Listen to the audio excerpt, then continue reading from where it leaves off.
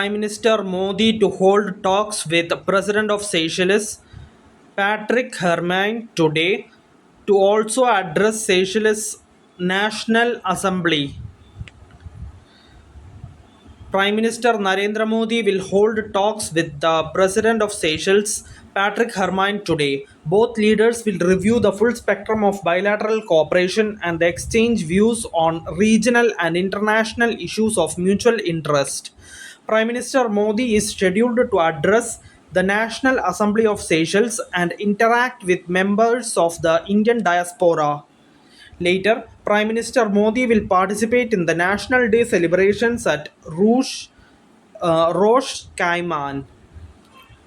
The ministry said that a contingent of the Indian Defence Forces, along with two Indian Navy ships, will also take part in the celebrations. Prime Minister Narendra Modi, is on a 3 day state visit to Seychelles to attend the Golden Jubilee celebrations of the National Day of Seychelles as the guest of honor.